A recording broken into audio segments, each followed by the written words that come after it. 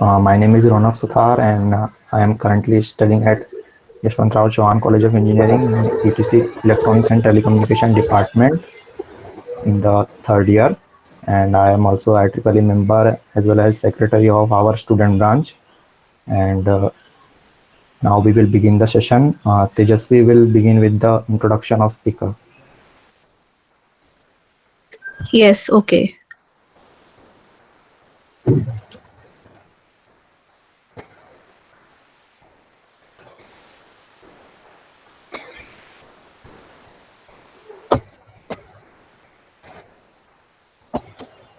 A very good morning to all. I, Tejasvi Patnaik, Treasurer and Publicity Chair of IEE YCC SB, welcomes you all in our today's webinar on the topic Introduction to Linux and Command Line Interface. I warmly welcome our today's speakers Arpan Adlakia and Anmoldeep Singh. Arpan Adlakia has been a full stack web developer and also hack organizer at YCCE. Yes, both our speakers today are our fellow YCCians. Anmoldeep Singh is from our CTech department, a web developer, core member of GDG Nagpur.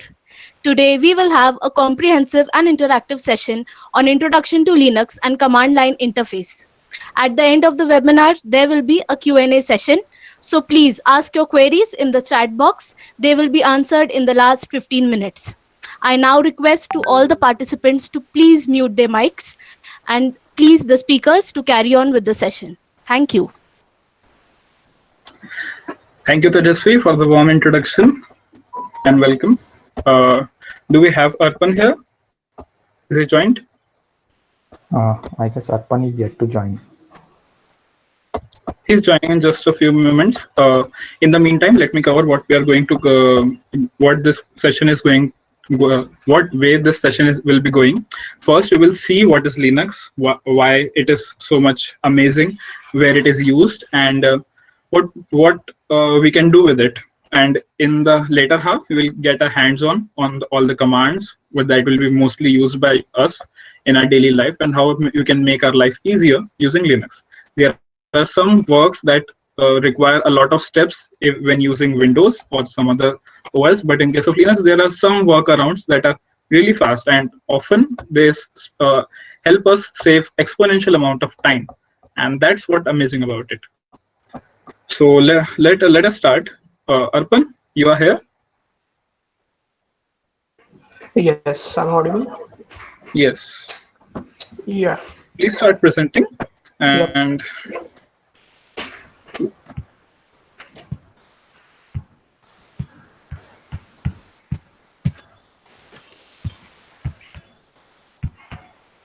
allow him a few seconds to share screen. Is my screen visible? Just a sec, not yet. Yes, it is visible. So let's start. Okay. So welcome everyone. My name is Arpan Adlakia. I'm a final year undergrad from computer technology. So let's start. Let's check again once what we'll be covering in these slides. Also, these slides contain a lot of resources which will be shared later, so don't worry about it. As I said, what is Linux we will cover. Next slide. Where is Linux used? There is so many use cases of it, and you'll be blown about to see it. What is a kernel? Because this is one of the most confusing fact about Linux, that Linux is an OS or Linux is a kernel. That's why we'll cover it a bit, like what is kernel, why Linux is a kernel, not a complete system, and when we can call Linux as an operating system. Also, we'll cover about what's the differences between Windows and Linux, because most of us right now use Windows, and a few of you all have ever used Linux. So we'll see what are the differences. And of course, the main motive of this session, lots of hands-on, lots of exercises, go through with commands and see and getting familiar with the Linux UI and CLI as well. Next slide. So let's look at what is Linux. So many of you may have been using Windows and Mac OS. So just like that, Linux is an operating system. So basically an operating system is just a kind of software that allows us to use our computer. As simple as that. But when we say that Linux is an operating system, we are not technically correct about it, because Linux in itself is just a kernel. So you may ask, what is a kernel? A kernel is basically a low level operating system which kind of interacts with the hardware of your computer. So this kind of thing, like a kernel in itself, is pretty useless because you cannot directly interact with the kernel. So we need some kind of an abstraction layer that would interact with the kernel, which in turn would interact with the hardware. So for that, we use the GNU Linux. So some of you may have heard about it. The GNU Linux is made by the GNU Free Software Foundation. It is basically a movement to make free and libre software that is not closed source and is free to modify and reuse.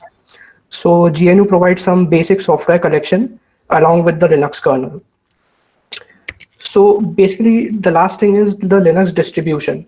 So many of you may have heard of Ubuntu or Debian or Arch or Fedora for that matter. So these are all called Linux distributions.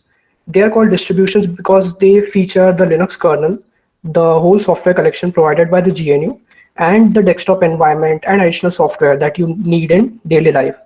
So we might say that a Linux distribution is a complete OS and not just the Linux. So you might wonder, where is Linux used? Because you might think that Windows is the most popular operating system. Over 70% of market share is of Windows, but Windows is only limited to the personal user space or the personal computers that are in the world. But when you might look around, the very platform that you are using, like the Google Meet platform or the Google presentation platform, it is being hosted on a Linux server. So 99% of the world's top supercomputers run Linux. Most of the Android devices are based on Linux. Then all the stock exchanges, like most of the stock exchanges around the world are on Linux. So Linux has been to space. It has achieved some great limits. The Curiosity rover had Linux on board. Then the SpaceX launched their Falcon 9, the reusable rocket, in I guess in June 2020. So that also used Linux with the Dragon sub module, I would say. Then it has also been to 32 different space missions. Linux is also used in traffic control, the airport transmission, then also the rail communication around the world. Linux has been big in Hollywood because most of the servers that are used for producing and editing films have been used in Linux. Titanic was the first feature film to be produced on Linux servers. So Linux also has its use in the IBM's Watson, which is the smart assistant of IBM.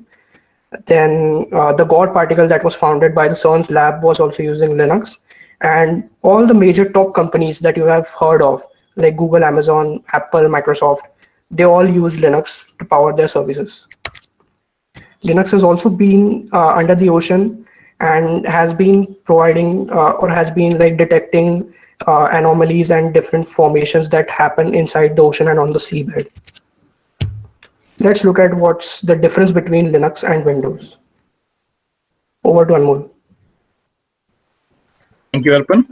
So we'll see. First of all, we will cover about Windows because that's what we are already familiar about. Let's bring it on. Windows is closed source.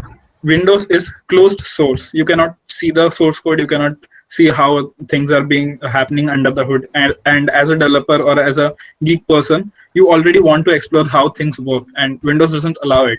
So that's one of the cons for us. It is paid, and I think it should be written. It is expensive because it's really, as for just a piece of software of 2 GB in size, I agree that's a whole complex piece of thing. But costing it for 10,000 and just for the home version, Windows Home, and if you go for Windows Pro, that is professional, you need to spend like around 14, 15, 16,000. That's not what I would think as a geek I would prefer. It's relatively less secure because, of course, Windows users are more generally targeted by criminal-minded hackers.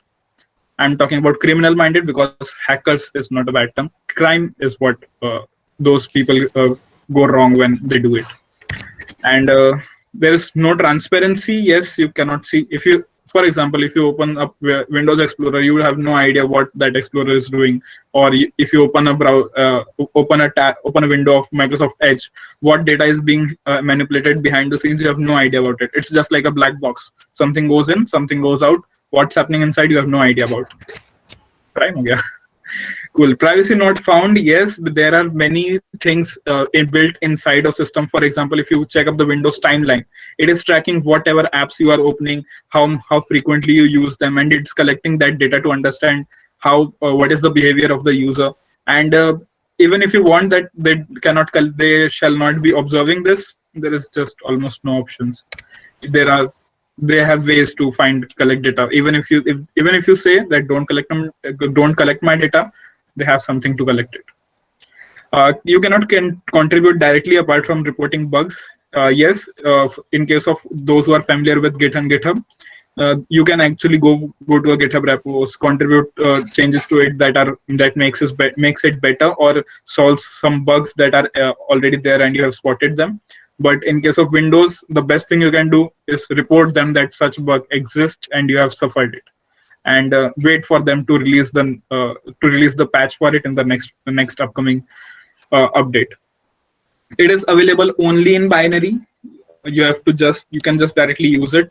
That's all. There is nothing that you can do with that piece of software, and that's Windows how we know it. And we often call it BSOD. Anybody know what is BSOD? Quickly, 5 seconds. Type in the chat box. Okay, looks like nobody knows about it. So BSOD stands for Blue Screen of Death. Okay, Aditya says no. Okay, so BSOD stands for Blue Screen of Death. Why we call it? If you know how Windows updates, you might remember that it comes a blue screen, complete taking on the whole screen space. You cannot do anything while it's updating, and you have no idea when it will finish. You have no idea when it downloaded the updates. It just tells you, I have downloaded the updates, I want to update, let me update. That's all. It's all about Windows itself. But here's the things that changes. Now come to Linux. Everything changes. Everything changes. I would like to add a point about BSOD. It's not just the update screen, but if you have experience, if like anything goes wrong during the updates and you reboot the PC and there is like this sad emoji that comes in, a big sad emoji saying that there was an error updating the system and your system won't boot. That's actually the blue screen of death. And we have experienced it many, many times. Developers experience it almost every 2 or 3 months if they use Windows. Yeah. And let's come to the part Linux. First, biggest part that we all love about, it's open source. Completely open source. Every driver, every module, even the whole kernel itself, everything is open source. You can go there, clone the repo, make some changes, customize your own system, and you have it. It's completely freedom. Free as for freedom. That's the main concept about open source, and that is what Linux follows hardly. Linux follows in die-hard sense. Of course, it's open source, it's free. You don't have to pay any piece of money and nothing. You can, of course, in order to support them, you can go and donate them some wealth to keep the things running. And what happens when a piece of software is open source? You have more contributors, you have more people to help us make it better, and that's why it is relatively more secure. Another thing, it has frequent updates, patches that are too frequent, monthly, weekly, you get them, and it's up to you want to install them or not.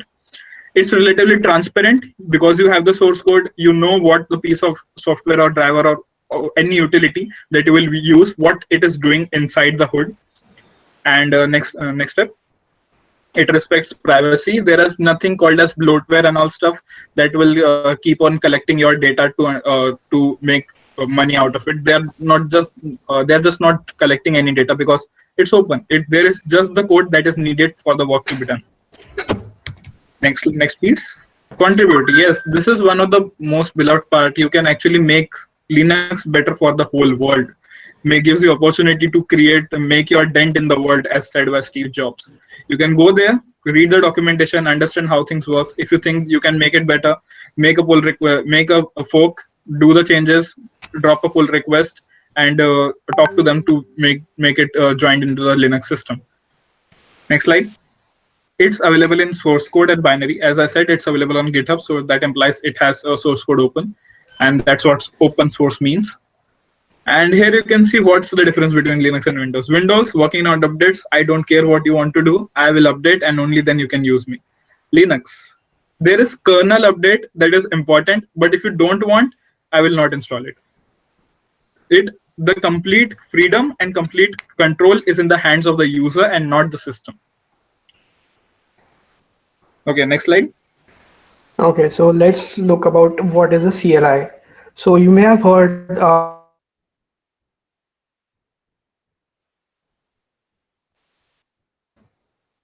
Arpan? I guess Arpan has some network issues. Yeah, sure. No worries. I'll cover it meanwhile. Okay, so meanwhile, we can go for it. What is CLI? Arpan, are you back?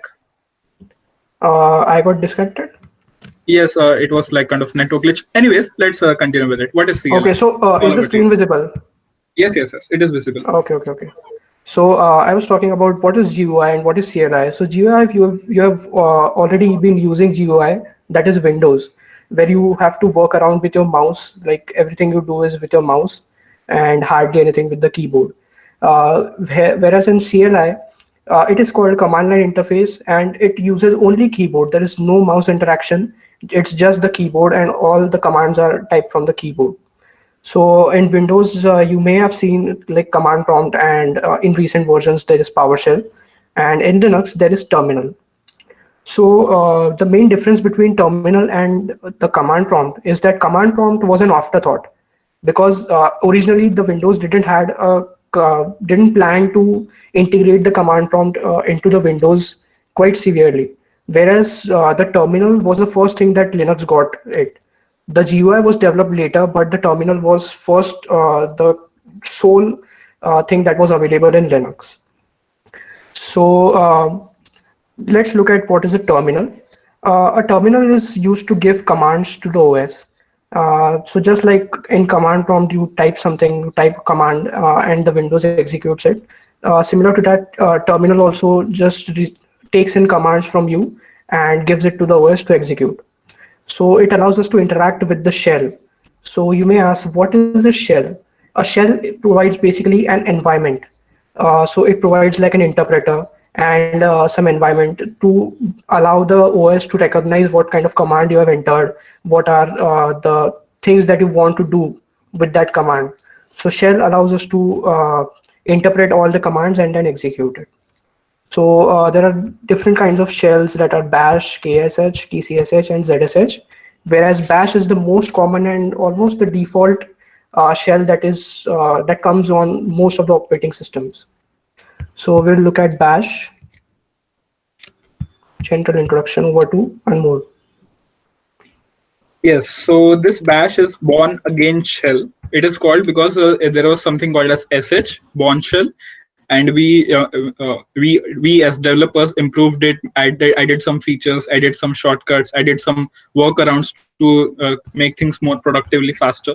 So there came born again shell that we call as bash. And as said by Arpan, bash is generally the most default shell that you get in a Linux distro. There are some other shells, ZSH. This one looks amazingly beautiful when customized nicely, and you might change your thoughts on CLI after you see a good ZSH customized CLI. And let's proceed further and see what we have in the back for today. This is not it's not about the shell, but it's about commands. So that's why we'll focus on that. Yeah, so let's look at an overview of what kind of commands we'll be seeing today. So these are some things that you would normally do as a user. Even if you are using Windows, you kind of navigate through the file system and do some file manipulation, that create, remove, or modify some files. Then use some system commands to view system information or network information. So these are some basic things that we do in Windows that we'll see how to do in Linux. This searching, piping, and redirection is quite a good thing that is available in Linux. It is very powerful when you are working in a large project. We'll also see how to look at hardware info, like you're from electronics, you mostly use devices that you plug and play, So you need to look at what kind of devices are attached and what are their device IDs, etc. Lastly, we'll look at the users and permissions. This is a concept in Linux which allows or the control over what kind of user has access to what kind of files and folders. And then we'll look at how to install some packages and some other utilities. So let's see our first commands. So PWD stands for print working directory. So most of the commands in Linux are pretty self-explanatory. Print working directory will show you what current directory you are in. So if you are using Windows, you often call them folders. So basically in Linux, the folders are called directories. They are one and the same thing. So print working directory shows the current directory that you are in when you open up a terminal. The next command is cd. Cd is like the most basic command that you will use when you are using terminal. It stands for change directory. Change directory means you want to go from one directory to another directory, as simple as that. Next is ls, that stands for list. List is used to like list down the contents inside the directory. So as I said, the commands are pretty self-explanatory. So we'll see all how this works after this slide is over. So next are flags. So this might be, you might not be familiar if you're using Windows. So flags are something that you can provide with a command to provide some additional options to the command. Like if I will give you a demonstration of flags when we see a demo of this commands. So tree is a command that just visualizes a directory in a tree structure. So it shows you a beautiful structure of in which how your files and folders are arranged, that we'll see. Then clear reset, this will just clear your terminal if it's like filled in with crap, you want to clear it out and want a clean terminal, you can just type in clear, hit enter, everything will be cleaned out. The man command is very useful. It stands for manual. So manual command, it just shows the complete information about a command. So say if you see a new command and you want to know more about it, so you can just type man and the command name and it will give you everything about the command that exists. And lastly is the sudo command. So you may have seen this command if you have seen some online memes, Linux memes and things like that. So sudo stands for super user do. Super user is basically admin, as in Windows, admin privilege. So it says that do this thing as an admin. So it allows us to execute something with admin privileges. You may see this run as admin in Windows. So it's just like that. So let's see some examples of these commands. So is the ID visible? Anmol? Yes, it's visible. Okay. So if you like open up an actual Linux terminal, this is the kind of structure that you will get. This symbol here that, can you see my cursor? Yes, we can see it. Yeah, so this the tilde symbol I've just printed, it signifies the home directory. That is the directory that opens up by default in a terminal. Sorry to interrupt. Arpan, can you please increase the font size? Yeah, just. Yeah, perfectly fine. Cool. Yeah. So let's see some commands. Also, the dollar sign that you see here signifies that you are a user and currently you do not have any admin privileges like admin permissions, etc. If you see kind of a hash command instead of the dollar sign, that means that you are a root user. That is the admin. Okay. So let's use the pwd command. It's just pwd, hit enter. It shows you the current directory that you are in. So it is the directory structure home Ubuntu. In Windows, you have like backslashes. So it's like if this was in Windows, it would be like /c /home and something like that. So in Linux, there are forward slashes. So /home /Ubuntu. This is your current working directory. Now we can ls to see what all things we have in the directory. So we want to list. So there are just two directories. One is called parent, one is called React. Now, you may wonder how you differentiate between a directory and a file. So if something has a slash in front of it, then it's a directory, and if something doesn't have a slash, then it's a file. So it normally shows the extension of the file also. So if we just want to go to the React directory, so you just say cd, that is change directory, to the directory name, that is React, and it would bring us to the React directory. We can now ls and see. Now here you can see that there are some directories like fixtures that has a slash in front of it, then scripts, and these are all files that has some extensions in front of them. So after that, now if we have to visualize how this directory is organized, so we can just use tree, and you can see that it is a very big directory. Let's just go back to the parent directory that I created. So you see the clear command that clears out the screen if it is cluttered. So now let's tree, and you can see like how the parent directory is organized. So you have like the child 1 of parent, child 2 of parent, then child 3, child 4, and then there are subchilds of this directory. So these are all directory names that I've created. If you just ls, you can see the directory names. So I was going to tell you about flags that we use. So flags are basically used to to give extra instructions to a command. So for example, if you want to view who are the owners of these directories, the child 1, child 2, child 3, etc. So you would say ls -a. -a means that you want to view all the information that is available to about the directories, and you would say l.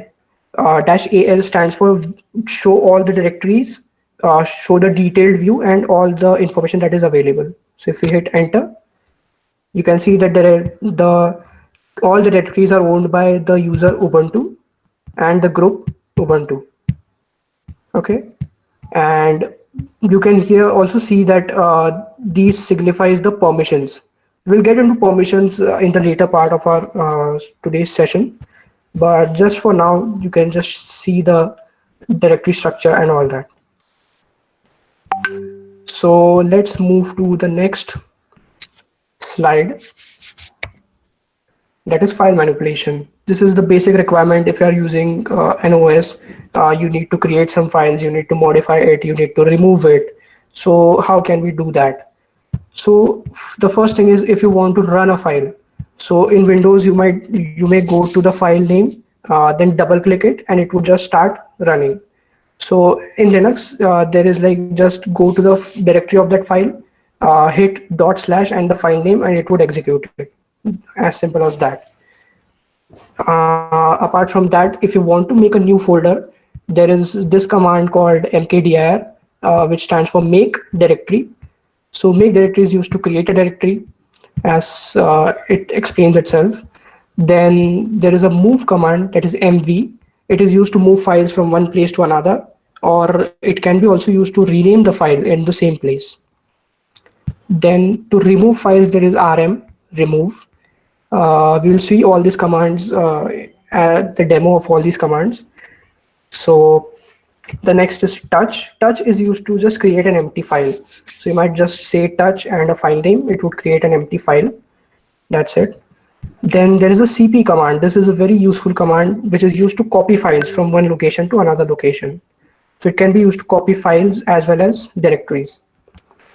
And then there is an echo command. Echo just prints out what you give input to it. So if you say echo hello, it will print out hello on the command line. And if you want to display the contents of a file, then you have these commands that we'll look into: cat, head, and tail. And there is this tar and unzip. If you download like a zipped file, you want to unzip it, so you can use this tar and unzip files to work with. So let's just see a quick demo of these. So now, if I go back, yeah, one thing I forgot about CD is that dot, if you say CD dot, it represents, a single dot represents your current directory. Okay, if you put a double dot, the double dot represents the parent directory of the current directory. So if you are in parent and you say CD dot dot, so it would say change directory to the parent directory of the current directory. So it would go back to the parent directory.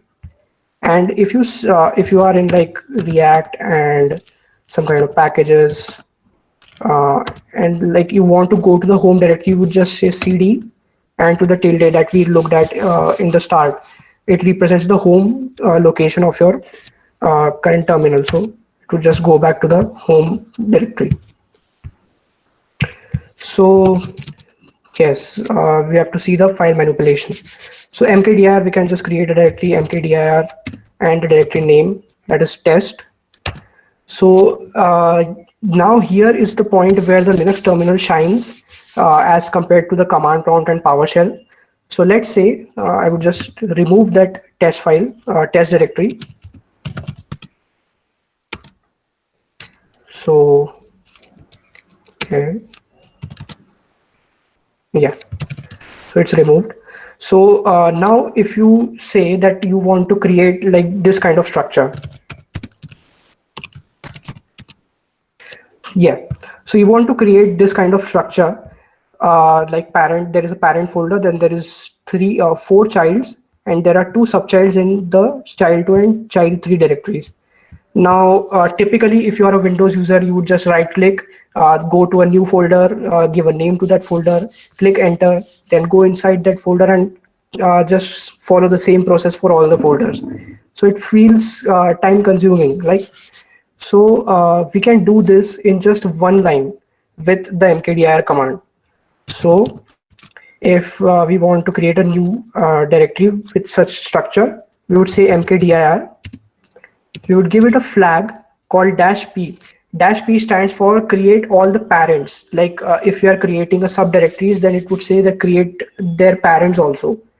Okay, so we would say the main directory name is test. Now we want to create some kind of directories inside it. So we would give it curly braces, and inside curly braces we can just specify the directory names like new1, new2, new3. So this will create a test directory and 3 subdirectories, that is new1, new2, new3. Now you would want to create some subdirectories of new2. So you would say new2, again curly braces, and then sub new1, sub new2. So if we now hit enter and we tree the test directory, so you see it created a new one folder, it created a new 2 and the 2 sub directories that we specified here, and it created a new 3 folder. So this quite comes in handy when you are working with projects. You want to create a new project structure, instead of doing like clicking and all that stuff in Windows, you can just provide one command and it would create the whole directory structure for you. So that's pretty handy. Next comes like the move command. So we can move suppose we want to move the new 1 folder to new 4 folder. So we would say move test new 1 to test new 4.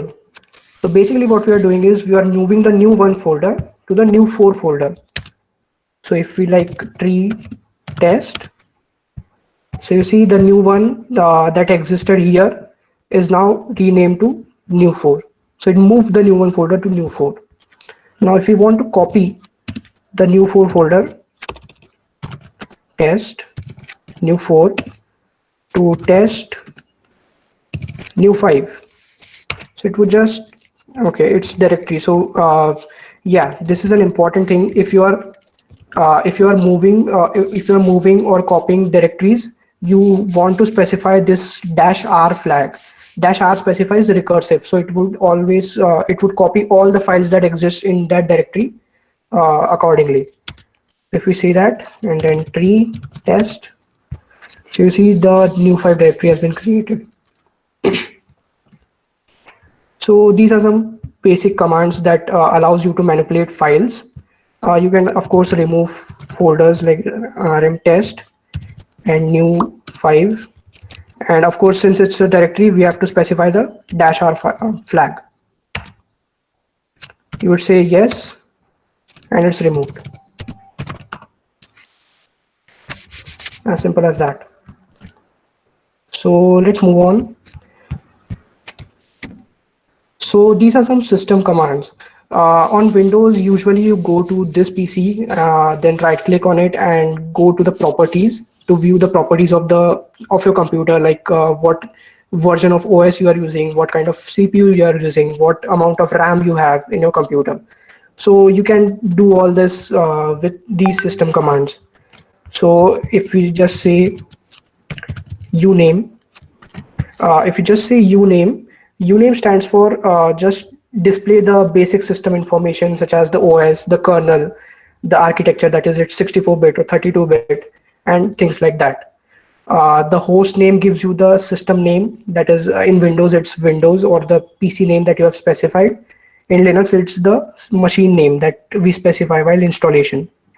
Then who am I, as it self explains it, that it shows your username, that who you are logged in as. Then these are some extra commands like date, calendar. Date displays the date of the current current date of the system.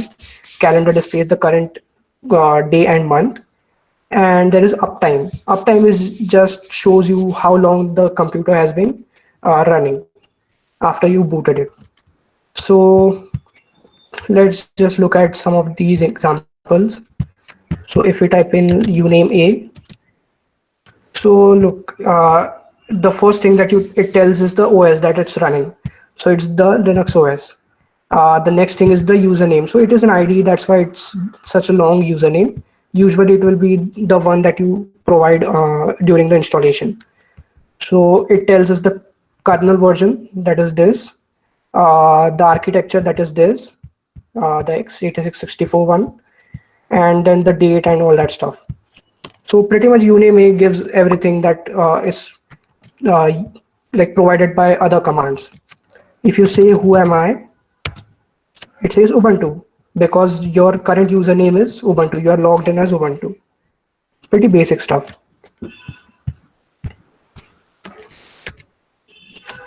Yeah, so next comes some of the network commands. At this point, I would like to say that if you are just trying to note down all these things, please just sit back and watch and try to understand what is happening, because we'll be sharing all these slides and cheat sheets of commands. So don't worry about taking notes. You'll all get all the contents and resources. Also, there is something to add. We might get a bit short on time, so let's cover the next upcoming ones a bit faster and get to the hands-on part. Okay. Yeah. So in network command, like these are the commands that mostly people use if they are using Linux. So the IP commands, IP you have heard of, it displays the internet protocol address that your computer has been assigned. So it can be used to identify what IP address is assigned to your computer if you are a big organization network. Then there is a ping command that is used to check whether a website or a host is online, that it is connected to the internet or not. So it just sends a kind of ping, like when we send on social media ping to someone to just check on them. So it sends kind of a ping message to the host. Then there is, I would skip to the wget command. I would skip to the wget command, which is a very powerful utility to download files from an online service. So in Windows, usually you do like click on a download button, then it starts a download in your browser. Instead, you can just copy the link of that download, hit it with wget, and it would just download it very fast, like according to the speed of your internet. So it's quite powerful and feature rich. So let's see some of this. So if I type IPA, Oops. Okay, it's running, I think, an older version. So it might, yeah. So in current Linux versions, the IF config is deprecated. It is no longer a part of the whole network stack, but it was used in older versions. So maybe this ID is a bit old, but in current versions, you would use the IPA command. So yeah, it shows you the 80, that is your Ethernet card in your computer, and the IP address. So this is the local IP address that is assigned to your computer. Apart from that, you can just ping like Google. Okay, ping is not here. Okay, no problem. Ping is usually installed when you install Linux on your system. Since this is an IDE, I don't know. Like some of the commands may not be available. Okay, so next we come to searching, piping, and redirection. It is very important to learn these stuff as it helps a lot when you're managing big projects. So in Windows, like if you want to search for something, so the typical Windows user would go into that directory, hit Control F, and then type in the name of the thing that he wants to search, and Windows will search it through folders and files. But if you want to search for the contents of the files, that's not quite easily possible on Windows. But on Linux, using the grep utility, that is the grep, it can simply look into the files and folders and grab the content that you want to search. So grep is read as apply the print command on all lines matching the given regular expression. So this might seem a lot to you, but when you see a demo, you will just get what kind of output the command gives. Then there are locate and find, which are used to find files. Find is like quite aggressive and feature-rich tool to find or locate any files. Then there are pipe and redirections. So you may be first time hearing about this pipe. So a pipe is something like in real life, what does a pipe does is that it takes some kind of input from one end and just passes the input from the other end to the like environment on the other end. So similar is the pipe on Linux. So it just takes the output of command on the left hand side and passes it as an input to the command on right hand side.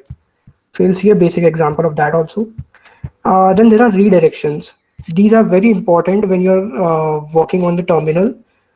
Basically, they are like these greater than signs, less than signs. So we will look into them in the demo. So just look at the demo of these things. So for example, if I'm in the React directory, okay.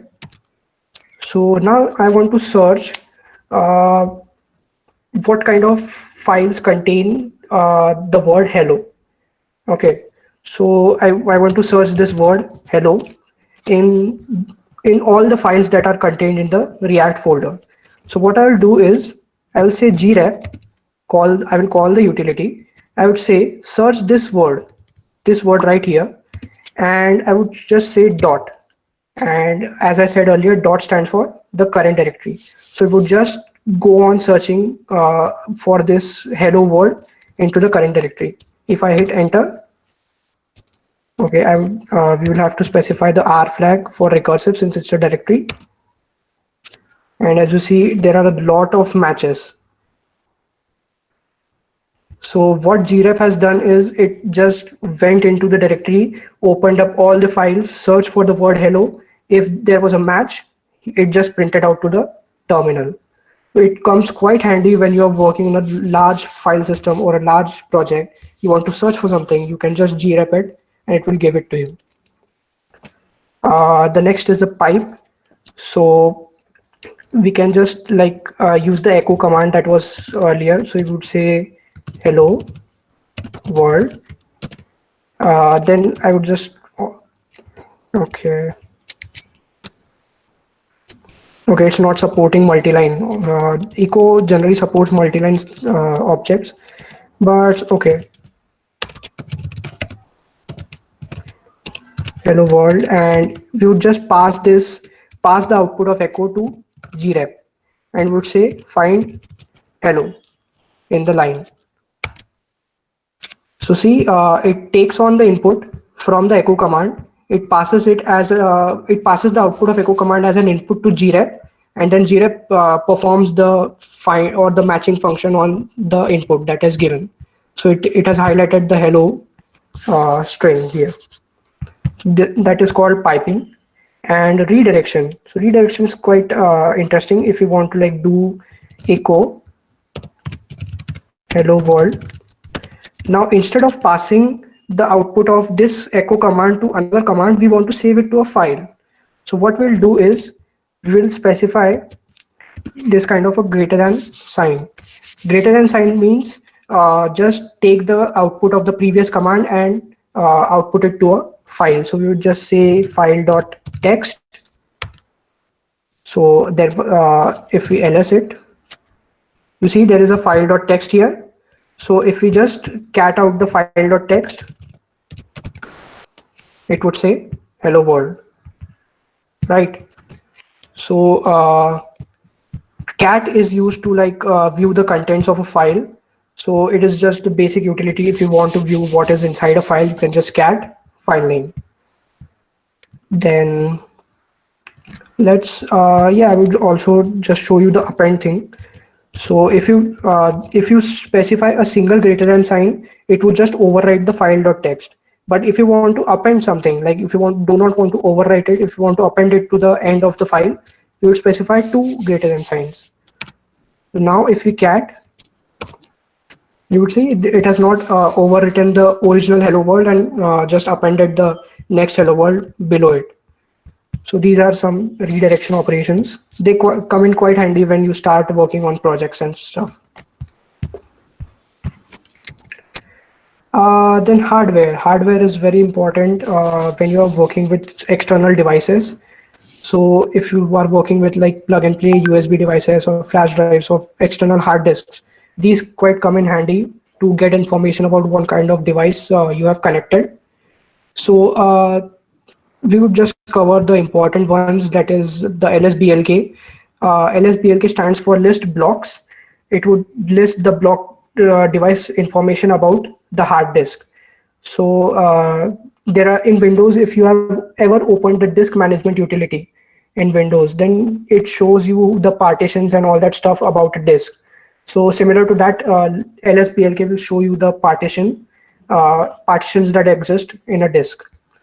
Then there is LSUSB. Similar to LSBLK, it just lists out all the USB devices that are attached to the system. I don't think that we'll be able to demonstrate this on the IDE since it's like hosted on another server. But if you have installed Linux on your system, that you will be able to do that.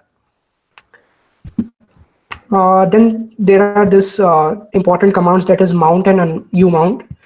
So mount just helps to mount a plug and play device to a specific directory. So suppose you have attached a pen drive that you want to access. So you would just you list the pen drive by LSUSB and then mount that pen drive over to some directory. And umount just unmounts the mounted devices that you mount with this command. Unfortunately, we will not be able to demonstrate it since it's an online IDE. So, but you can explore it after you have installed Linux in VM or your system. So, users and permissions. This is a concept that is different from Windows. In Windows, you have like 2 kinds of users. One is the normal user, and the other is the admin. So a normal user doesn't have permissions to perform administrative actions. You need to enter the administrative password and take permission of them to perform such commands. Similar to that, there are different kinds of users in Linux, and if you want to perform some action using the administrative privilege, you use the sudo keyword that we looked at earlier. So some basic stuff, that is ID. It displays the users active users info. So if you are logged in as your normal user, it would just display the user ID and the username and the basic stuff like that. Then there are permissions. So I would just share the ID. So just We are just listing the detailed information about the file.txt file that we created earlier. So here we can see this thing that looks like some dashes, some words, some characters, etc. These are the permissions of these files. So basically the first character specifies whether the file is a directory or a normal file. So here, since file.txt is a normal file, it is blank.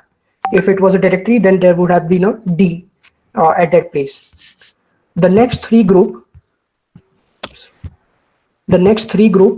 that is these, specify that the permissions of the user, that is the current user that is logged in.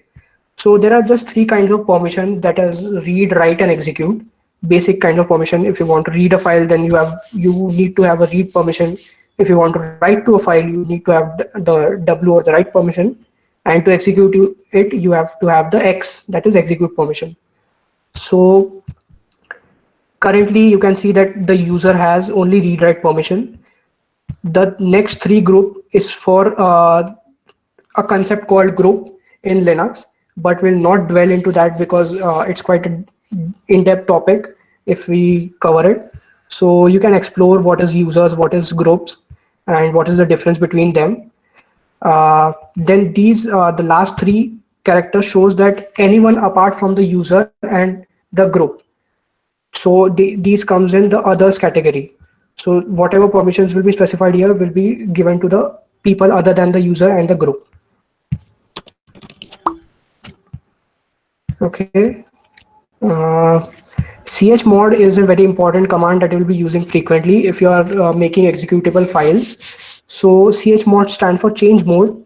It is used to change the permissions of a file. So if we come here, now say we want to give execute permission to the above file, that is file.txt. So we would say chmod. Then since we want to give the permission, we would say plus. If we want to take the permission from them, we would say minus. So we would say plus. Now what kind of permission we want to give? That is execute. So we would say X. If you want to give write permission, we would say W. If you want to give read, we would say R. So it's say X and then file.txt. Now if we just lsal, you can see the X has been updated. That means the file.txt has an execute permission. Lastly, this is some basic packages and other utility stuff that you may require. So most of the popular system that is the Debian base, that is Ubuntu, is used by many people as it is beginner friendly. So Ubuntu comes with this package manager, that is apt-get.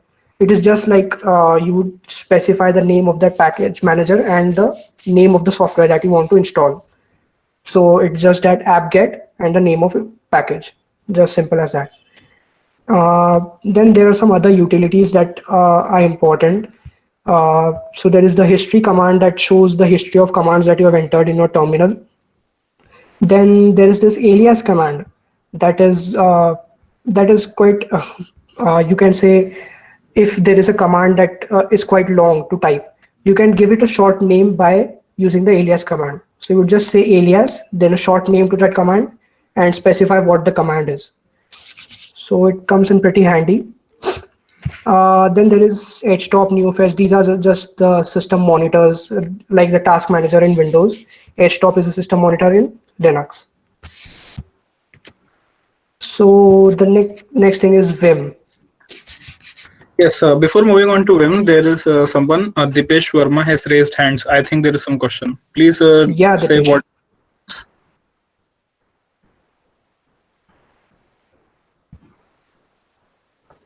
Mr. Dipesh Verma, you there? You can type in the chat box. Or simply unmute and say it. We are waiting for a few seconds, like 5 seconds.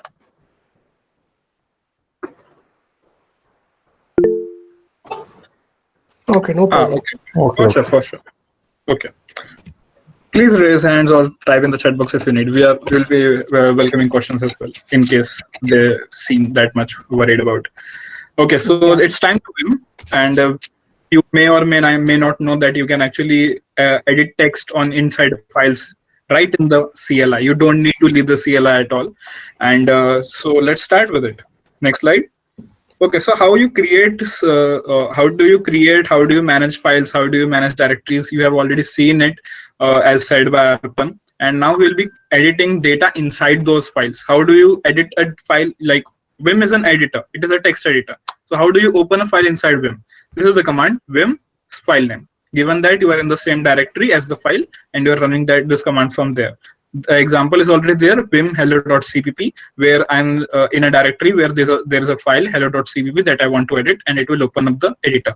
To start editing, we will need to press I. This is insert mode, and to exit the insert mode, you can press the escape key to enter other commands if you want to use.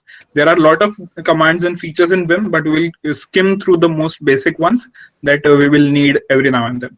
Next slide. So here is this example file. If you see on the left, there is a simple file. Once you hit vim hello.cpp, this is what comes up above. There is file name, then there is contents of file. Those blue tildes are just nothing but empty space, you can say. And there is, in the lower side, we have the working, you can say the file location and the current working directory, and what line you are there, like that you are on 8th line and 78th character, that is also shown. Now if I want to edit something, I want to make changes, like for example remove some characters or add some characters, I need to press I, and when I press I, there is this thing called insert that has came. You can see in the lower left of the right image. I have highlighted it with the right arrow. And this is the moment where you can make changes to the file, add some data, you can change the code. For example, if I want to make it like hello world and hello use or something, I can do it. And once I need to go back to the, you can say what it is, a view file mode, and where you can run commands for like save, copy and all stuff. There are others which we will not cover in this session for now. So you can go with, just press the escape key, usually found on the upper left of the keyboard. Next slide. So we will this is the final one with the Vim. After that, we will do a clear hands-on. I made this using CPP. Now I will do the same for Python so that you can get familiar with that as well. Or maybe you can stick to CPP because there is something called as a.out that you might worry around a lot because it's fine. I can show them a demo if you want. I'll do. Don't worry. Okay. I'll cover the demo. Should I stop presenting? Yes. Share screen. Okay, you can do that. Let me cover the slide. Exit Vim with and without save. While in view mode, that is out of insert mode, that insert text is not there. While in that mode, you can just press colon key and then Q to quit Vim if you don't want to save your changes.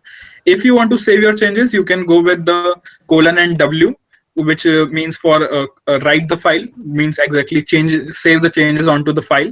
And if you want to do both of these things in one shot, you can do colon WQ, like colon run a command, W save the changes, Q quit the file, quit Vim editor. So we can do this in one go.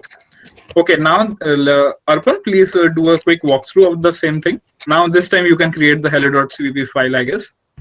Yeah.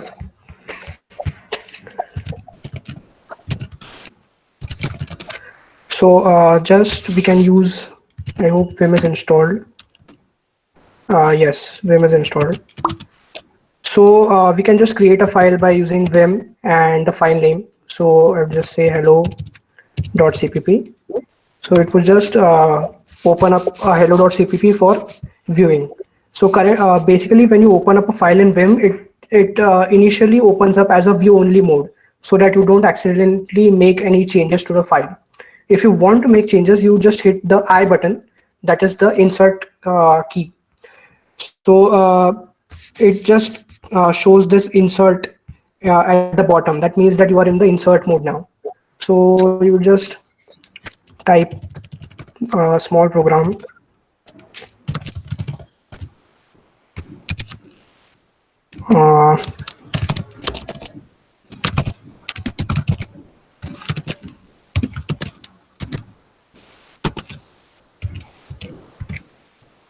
It Vim also features like highlighting the brackets and all that stuff. So pretty powerful. There are also extensions for Vim which you can install like autocomplete and all that stuff. So it's pretty extensible. Or I would say see out.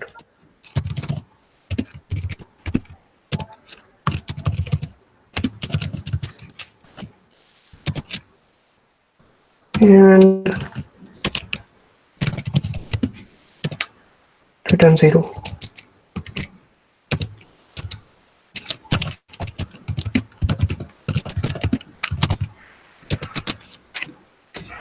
So I think this is it, a small program. Now, okay, just so we were in the insert mode.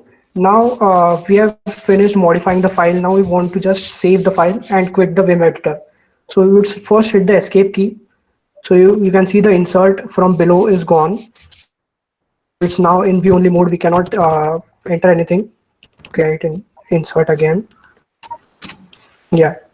So it is not allowed to edit until you hit the I key again.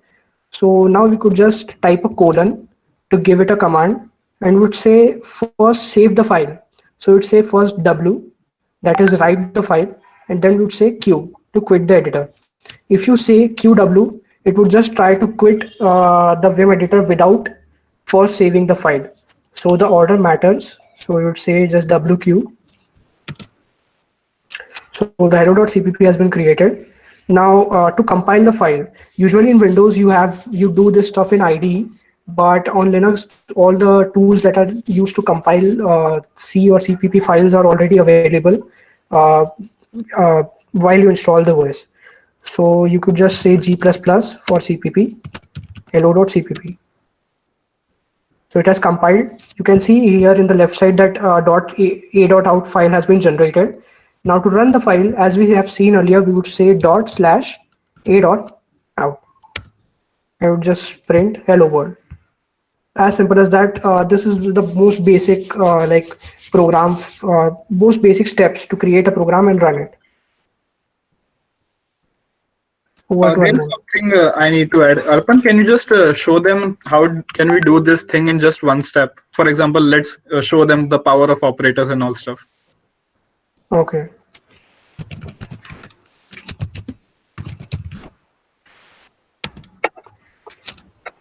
No.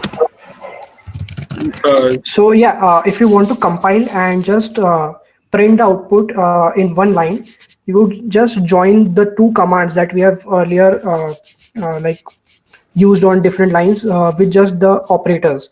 So there are some operators that are available. These are logical operators, as you may have been familiar with during your course. So we can say G++ hello.cpp, that is compile the hello.cpp file. You would say and to join two commands, and you would say ./a.out. You see, it compiles the file. As soon as it's done compiling, it executes the next command that is provided by after the and operator. So this comes pretty handy when you are using Vim in Linux. Yes, and in fact, this command, this and is often used in even in fact the Linux kernel itself to chain those commands. This is called as command chaining. We just combine commands one after another. Yes, so we can proceed. Take us to the slides, gentlemen. Relax and hydrate. The next coming things are challenges, and that will be done by you. Of course, we will help after a few seconds if it is difficult for you. And take a breath. Mihir Dubey says AC program in CP file. I think I can't get it. What you are saying? Can you please type it again, a bit more elaborative, Mr. Mihir Dubey, please. I guess you asked the question about difference in previous slide. He's saying about that. Okay. AC according AC program in CV file C program. Yeah. It was exactly the mistake. Actually, it still works because CVP and C. Yes, you can see. Yeah, actually, CPP has backwards compatibility to C. So you can completely write a C code in a CPP file and it would just run perfectly fine. But if you try to write a CPP code in C, then it would just throw away errors because C is not forward compatible with C++. Yes. And in fact, if you're a competitive programmer, you might already be aware of this fact, because we generally do this, that when you want to format strings, instead of formatting separately and going for it, we use the C printf instead of cout, because it is more easy to format data in it. Okay, Yeah. so enough break for us. Are there any questions so far? Because after this, I guess there will be so many questions. This is the last moment with few Yeah. questions. Okay, so let's proceed with the challenges. Bring it on. Yeah, it's time to play with Linux. So I hope you all have the IDE open in a tab beside you. So you can just watch what the challenge is and try to do it on the IDE. First of all, please let us know in the comments. Drop a yes or no if you have the terminal opened, because of Yeah, course it's a there challenge. was if there is any issue with opening Yeah, the terminal. it has to be done by you, and if there is an issue, we have to solve it right away, in as quick as possible. Please drop a yes if you have a terminal open at hand to do this challenge, perform this challenge. Okay, 3 yeses. More. We have 39 participants. Okay, is anyone having a problem opening the terminal? Okay, another 2 yeses. Okay, I think everyone has the terminal open. I can. Oh, yes, cool. Okay, Yeah. this one. Can you tell once again file long listing? I'm getting what it is. Can you tell us once again? File long listing. What are you Do talking you mean the complete detailed list view of a file? Yeah, Trishita, that must be it. you can unmute if you want. Yeah, sure. Please unmute. We are open to things. Of course, it's a workshop kind of. LSAL, yeah, she means Let's exactly that. yes. Let's do one thing. Just go show them ID and Yeah. show them how it So works. basically, if you just look at man ls, so we have looked at the man command, that is a manual. So if you look at man ls, you see there is this kind of manual opens up. So there is a name ls list directory contents. Then there is synopsis that tells us what kind of syntax the ls command follows. So we will type ls, that is the command name, the option, the file. So you can see all the kind of flags here. So it could, if it just scrolls down a bit slow.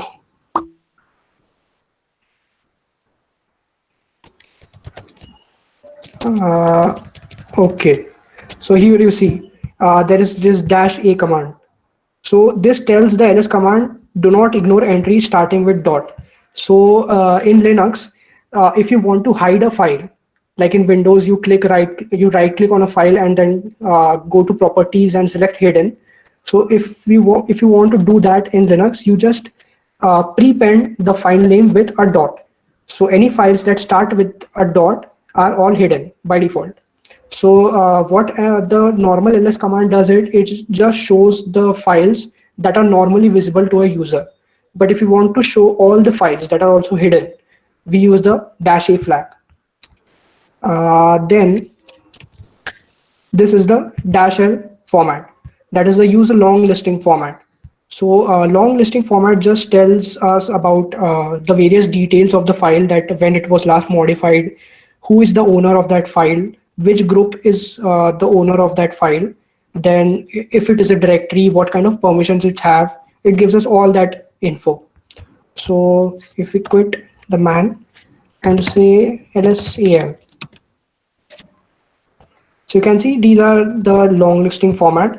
So basically, I would just run through the format again. If you look at the hello.cpp, this here specifies what kind of permissions the files have. So we have looked at that the first three are user, the next three are for groups, and the next three is for any other people apart from user and the group. So we see that there is only read and write permission to the current user for this file. And you see this DDD in front of React parent test. This shows that it is a directory and not a file.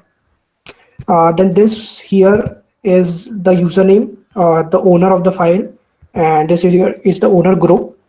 We would not get into groups and owners as much because it's quite a big topic if we want to cover. Then these are the dates on which it was modified, the time. I think it's the UTC time, and this is the file name. So this is the basic format of the long listing format of NS. Also, you should notice that the a.out file have RWX, that is, it is readable, writable, and executable as well. Yes. Is it clear? So I guess we have terminals open and doubt is clear. Yes, it's Yes. clear. Mission So success. Yes. let's get to the Let's challenges. move on to the challenges. Yeah. Over to you. So the first challenge is you have to okay, we have not yet covered the git command. It is like out of scope of the basic Linux introduction session, but you have to just copy this command. We will post in the chat box and run it in the IDE, and then you have to perform these steps. One little thing, if you are interested in learning about Git and GitHub, just drop a message in the post-session feedback forms that there should be another session on it, and we will cover that as well. But for now, we are not going to touch it. Yeah. So Anmol, please drop that link into the chat box. So what you have to do is basically after you run the git command that is posted in the chat box, you have to find and navigate to the React client directory. So this is somewhere inside the folder that will be cloned by Git. So when you execute this command, there will be a React folder created on your system. You have to find where the React client is. You have to go into the directory. Then you have to ls and find the src directory and go into it. Then you have to print the current directory path and then using relative paths. So as I have said to you, that dot represents the current directory, double dot represents the parent directory. So I can just show a simple example to not scare you off of this assignment. So if we go into like the parent child, if we let's go to the child 2. Okay, now we want to go to the child 3 directory. So we cannot just cd child 3 because there is no such thing as child 3 in child 2. Okay, it's outside of child 2. So what we'll say is cd dot dot slash. That dot dot slash means we are moving up a directory, that we are moving to the parent of the current directory, that is child 2. So the parent of current directory is parent.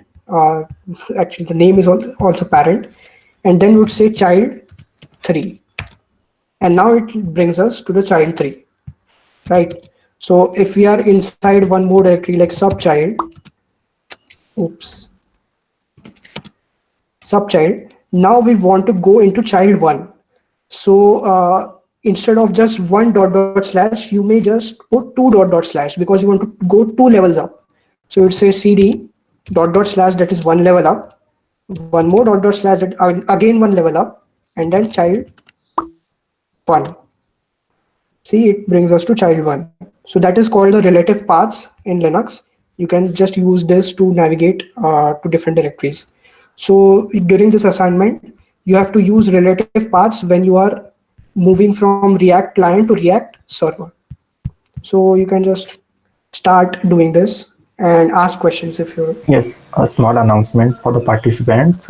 If you participate in these challenges via completing the task in your command line, just copy the commands you have used and the output and mail it to us.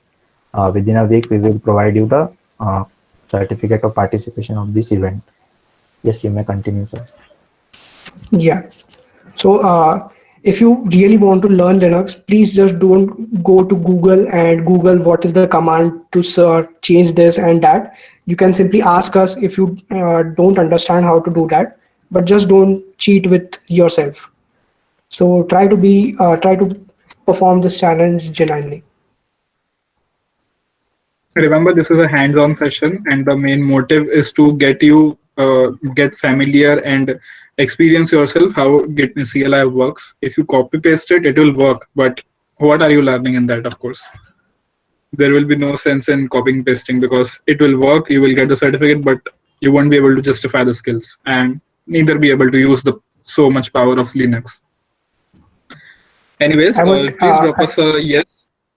yeah, I would Yes. just like to give a small hint. If you are unable to find the React client directory, it's inside the packages directory that is just inside the React one. So when you cd to the React, Yeah. there will be a packages directory. You can cd into that and you will find the React client. So that's a simple hint. And of course, if you want to see the directories, you can use the commands that you learned. Hint ls. We will wait for like 2 minutes. 2 minutes will be fine. Yeah, I think so. Actually, the file is large. It's over 100 MB. Yeah, Actually, the that's CSFT ID is connected over cloud, so it won't take so much time. It happens in fraction of seconds if you use the Okay, ID. okay. Yes, yes. In ID. Yeah. I was using in my terminal. yeah. If you Yeah. use in CS50 ID, it That's will why we happen suggested quite please use fast. the ID. Yeah. The cloud systems are connected to high-speed internet connections, and it just works so well, so quick. That is the reason if you have ever used Google Colab, you will also see that your dataset download is so much fast over there because it's using the cloud internet connection and not your local one. Okay, so I have an idea for the 2-minute thing. Urban, can you please open a new tab and enter 2-minute timer? Google has a feature for it, so we can add a timer before moving on. Okay. Share that timer so that we can know. Does it require kind of extension or something? No. It's a pure open Google search thing. Okay, okay.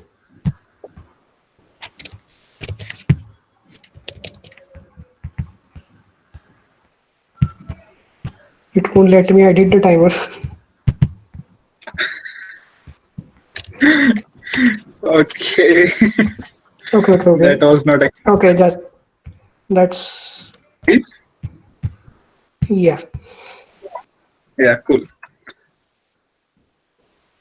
Let's wait for 2 minutes. Meanwhile, if you have any question, okay, we have a question. Can you please explain once again the challenge part? Amir says, Mr. Amir. Okay. So Okay. Just a second. Okay. Meanwhile, keep the timer going on. We cannot take it like so much, but yeah, we can explain. Yeah, I would share the challenge. Yes.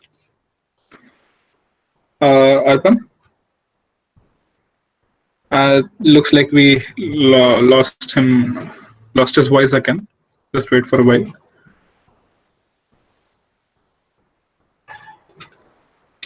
Okay. Arpan, are you there? Okay, meanwhile, let me explain it. So first step, clone React by, this is just a simple command that clones the repo from the remote place to your own system or your file system, you can say. The next thing is navigate to find and navigate the React client directory. As said, it is a directory, not a file. So there will be a bunch of files inside it, folders inside it. How will you do it? Because we just learned there is this thing called as ls commands. You can list what are the files and folders in the current directory. You will find, you will see where to go. As Arpan already said, there is something called as packages.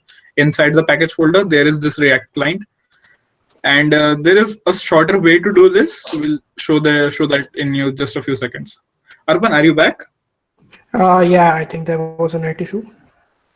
Yeah. See, is the timer still there? 15 asks, seconds. Amir asks, what is the aim of this challenge? Okay, so for example, you are working on a project. We all work. We all are engineers. We work on some or the other projects, and there are times when you are what file you contributed in case of some big projects, and if you're contributing to open source, and even in case of some simple softwares, there are moments when you know the file name but you don't know where it is, or specifically when it's inside a couple of bunch of folders.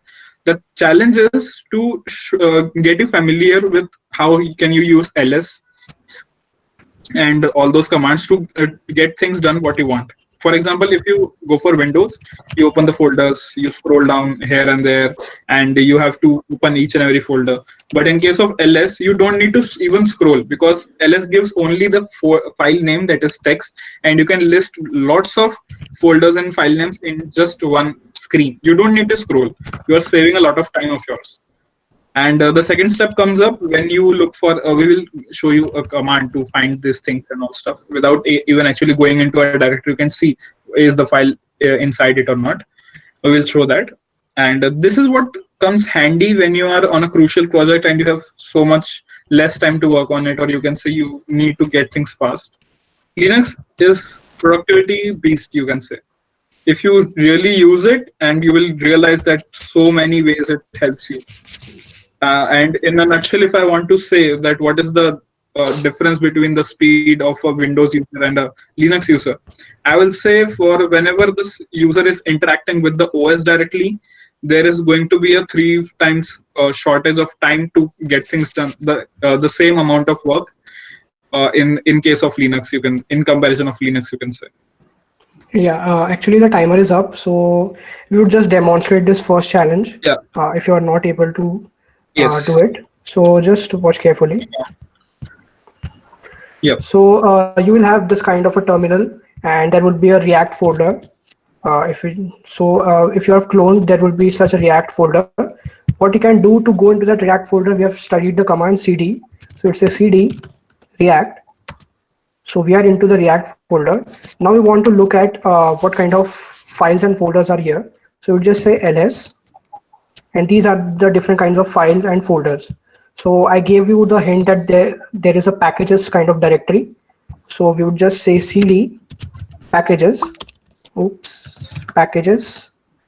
So we are into the packages. Now you just say ls to see what are the contents of these directories.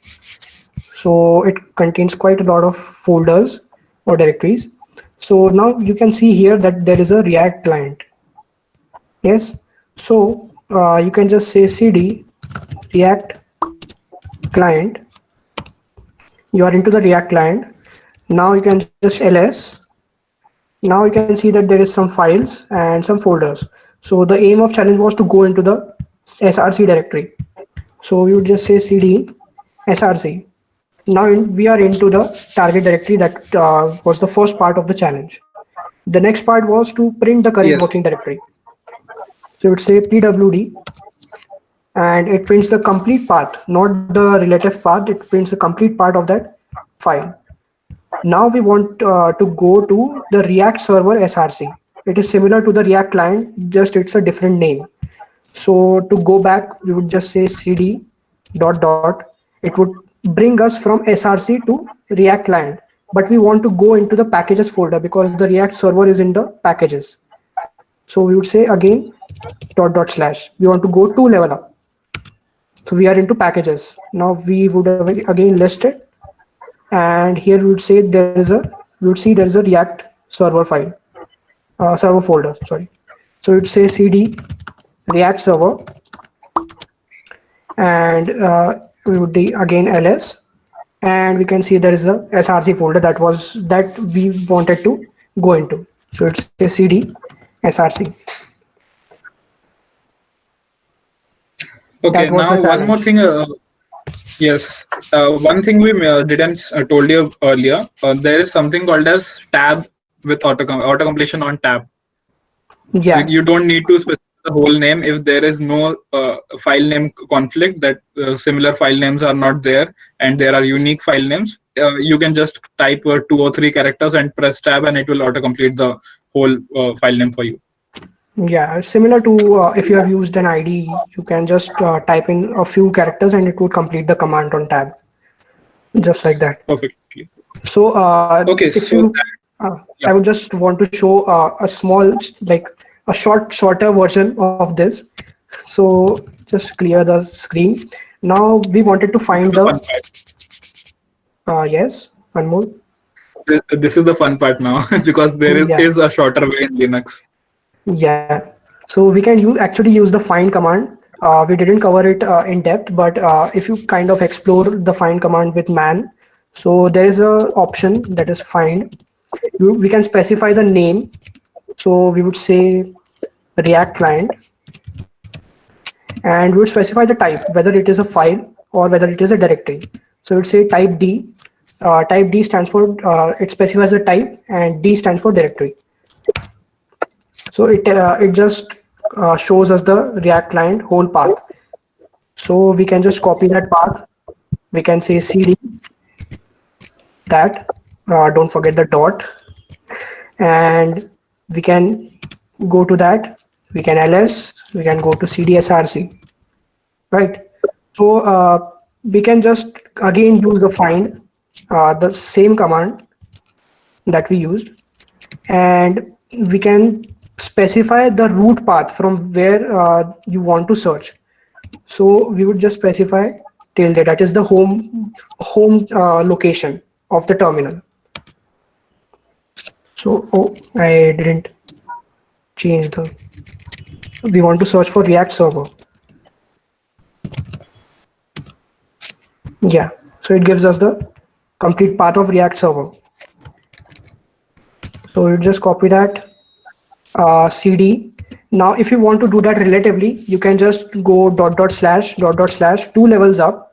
You can say React, then hit just S, and if you double tap, it would just show all the files that start with React and S. So there are server, DOM relay, and everything like that. You want the server, and you can just hit that cdsrc, and you're done. So you can use Yes. find So to just find the files and directories in a large project structure. yes, so I think this makes it clear that what was the aim of this challenge. The challenge was itself simple. We wanted to show what is the power of other utilities in Linux. So Yes. let's proceed on to the next challenges. We are getting a bit short of times, but so let's Yeah. cover it a bit quicker. So this is the challenge 2. Basically, you have to create this kind of a structure. You already saw this kind of structure. I just while I was demonstrating. So you have to create this kind of structure in your IDE, but you have to use the mkdir command in one line. That is, you cannot do mkdir parent, then go into that using cd, then mkdir child1, mkdir child2. Not like that. You have to create the structure in just one line of mkdir, and I've demonstrated that too. So if you remember correctly, try it out. Then you have to make all these directories and then copy, move. You have seen all these commands, cp, mv. So try it out. I would just start the timer. These challenges are just focused to make you comfortable, or I would say aware of how the terminal works and how all these commands work. Please share the screen of timer. I think that Uh, I think, you can let it be. The challenge should be visible all time. yeah, Yeah. that's fine.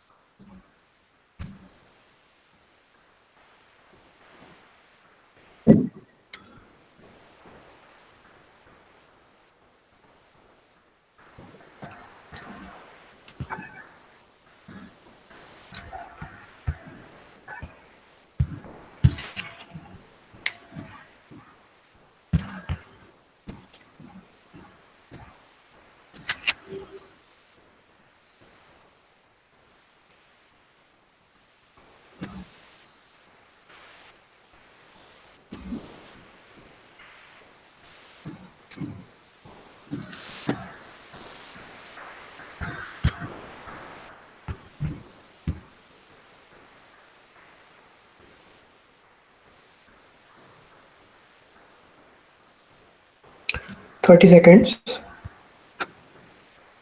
Okay.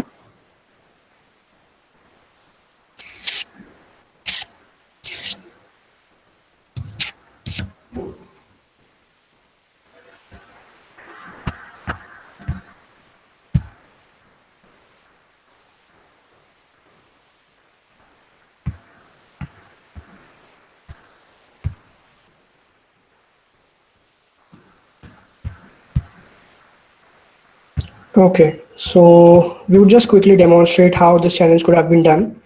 If you're not able to do, just watch carefully. So I would just delete the original parent directory.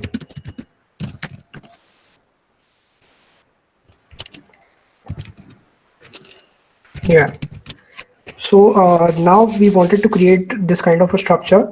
So what we can do is we can say mkdir, then we would specify -p, that stands for create all the parents, then the parent directory's name, that is parent, then a slash because we want to create all the directories inside of this directory. So slash and curly braces.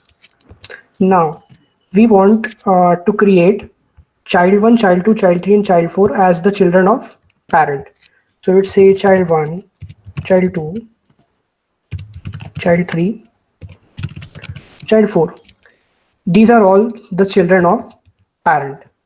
Now we want to make the subchildren of child 2 and child 3. For that, we would just go to child 2, say a slash because we want to make some children of child 2, again curly braces, and then subchild 1 and subchild 2. So subchild 1, subchild 2. Okay, so now the child 2 is done. Now similar inside child 3, so it give it a slash, then curly braces, and would say subchild 3 and subchild 4. Subchild 3, subchild 4. And that's it. This is the command to create that structure. So now if we tree the parent, and there you have it, the structure that we wanted. So this was the basic command to make the structure. Now next is like the copy and move thing. So we would just make an empty file inside. What you have to do, we have to make an empty file inside child 1 and subchild 2, copy the subchild 2 file to child 3 with a different name, then move the file in subchild 2 to subchild 4 and remove the child 2 directory. So we would just touch a file, touch child 1, okay, cd parent, touch child 1. Arpan, just one thing. Yeah. We are watching the slides. Yes. not the- Terminal is not visible. Oh, sorry, my bad. Touch child 1, and like if I would say file 1 dot text. Okay, so it just creates file 1 dot text in child 1, and one more file in subchild 2. Okay, so it's child 2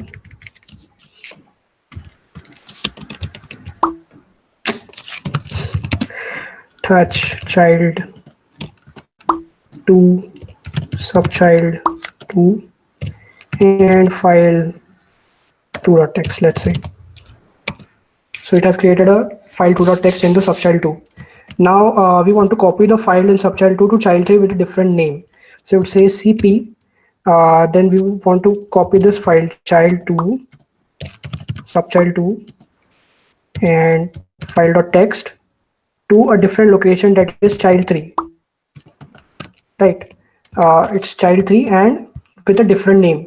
So it just rename, give a different name to the file, that is file 3.txt. So if we ls child 3, see you have got a file 3.txt file. It is a copy of the file 2.txt. Okay. So now we have to move the file in subchild 2 to subchild 4. So you just use the mv command, that is move. We can just modify this only. Mv child to this file to subchild 4. So child 4. No, it's subchild 3. Okay. Child 3 subchild 4. And we'll give it a new name, that is file 4.txt. So if we ls child 3, subchild 4, you would see file 4.txt. But now if we ls the original file 2.txt, we would not find it because it has been moved. Moved means it has been deleted from that place and moved to the current directory, that subchild 4 directory. So if we say ls child 2 slash subchild 2, it's empty because the file has been moved. And the last thing is we have to remove the child 2 directory. So we would just say rm a dash r flag because it is a directory, so we have to be recursive, and we'd say child 2, and we can say yes. Okay, so to not get this yes or no prompt every time, you could just say rf. That will forcefully delete all the files without requiring explicit permission. So now if we ls, child 2 is gone. So that was a simple challenge playing with files. So let's move on to the next challenge. It is challenge 3.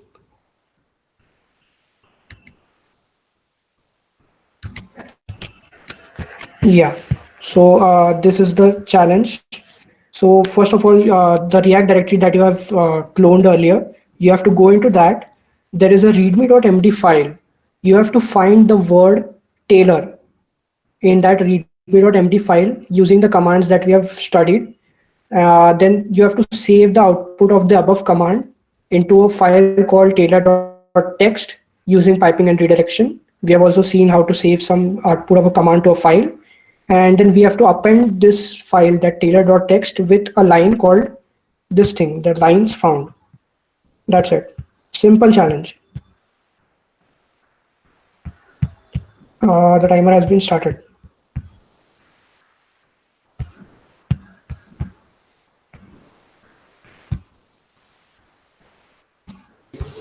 How many challenges total we have? Just one more after this. Only 4 Okay. challenges. We are little bit running late on time. Yeah.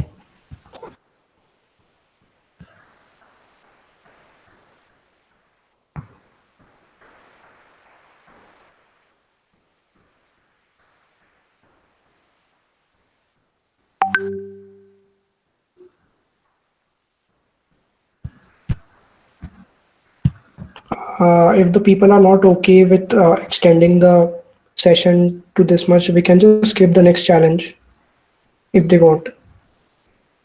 Yes, it's all up to you. It was actually difficult for us to give up on things and move forward without telling the behind Yes. things. Yeah. If You this can is just you can just perform that challenge once you get the PPT and material. yeah, for sure. Yes. And this is just a droplet of Linux, not the whole Linux yet. Yeah. Yes, we will share the slides and they will complete the challenges. Yeah. If someone was not able to do it simultaneously, then later he or she can do. For sure. Yeah. For sure.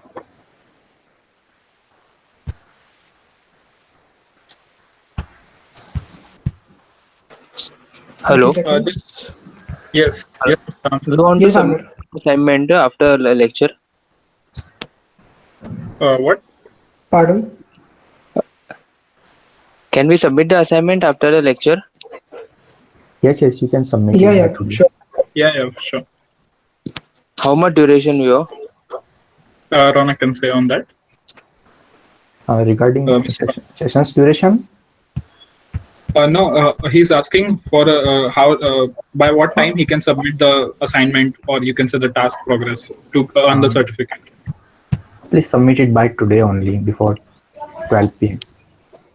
Okay, this Yeah, me- three challenge, no? Yeah, we'll Yeah. just cover the 3 challenges Yes, because yes. of the time. You can also submit the challenge for if like the PPT shared by today, you can perform it and submit it. Yeah, we can share the PPT by today, right, Mr. Ronak? Yes, we will be sharing it by evening to the participants. Yeah, Sure. for sure. You can just refer the PPT, perform the challenges, and submit it. Just do it before midnight. Okay. Yeah. So time's up. We will just demonstrate the challenge quickly and move on. Yeah, we can. I think it's better we don't cover the whole challenge for Yeah, now. because it will be time consuming. Okay, Okay, go ahead, let's. so we have to go to the React directory. So let's do that. Cd React. Then we have to go to the file readme.md. So just ls find where is the readme.md file. So this is the readme.md file. Okay. So what we have to do is we have to find the word Taylor in readme.md. So we would just say we have studied grep. So we would say grep find this string Taylor in the file readme.md.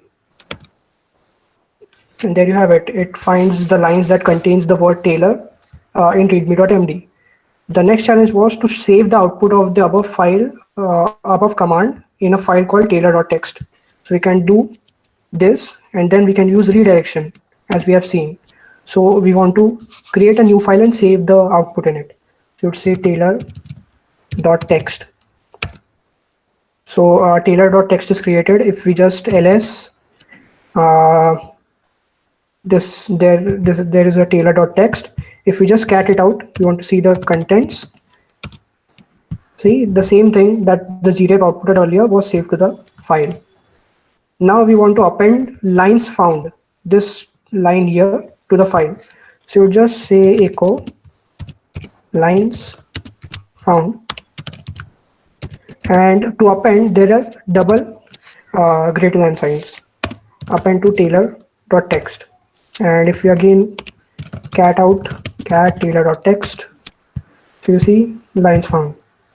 And that was a challenge.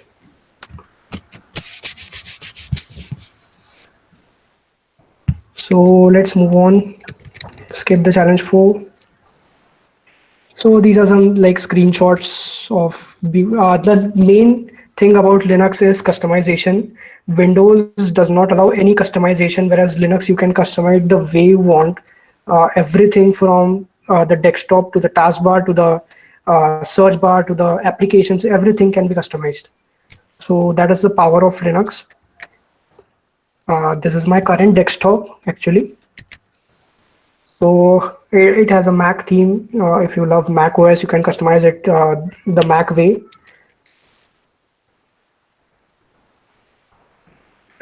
This is about the terminal. So as you have seen the CS50 ID, some of you may have been freaked out about what's going on in the ID, but with a bit of time and patience, you can just customize the terminal to look beautiful and not spook you out. So this is an example of a ZSH, which is the like most beautiful terminal that exists. Yes, we can cover. These are some screenshots. This will be skipping for now. Yes. So the last question that arises is you have learned about Linux, you have learned about what is Linux all about, what are the commands, or what can you do with it. So the question arises, what Linux-based OS should you go for? How do you decide? So this is quite a good infographic that allows you to select the OS or the distribution of your preference. So all the things that are mentioned in these rounded rectangles are the distributions. You can install any one of them based on what you reach, like what kind of position you reach in the flow graph. So there are so many distributions that you can install and so many flavors of Linux. This will be all, you will get the PPT so you can just tinker with it.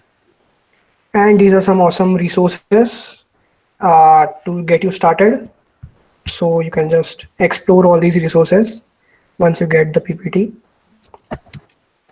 And thanks for being here. Thanks for making the session possible. Thank you. Samiksha will be presenting vote of thanks now. Okay, sure. Sir, can you stop presenting? Yeah.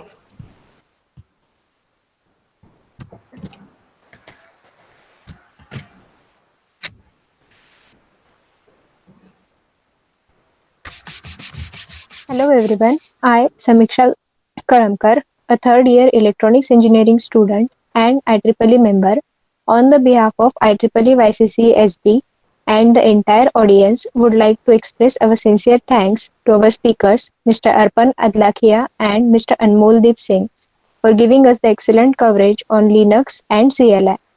Thank you everyone to give us your valuable time.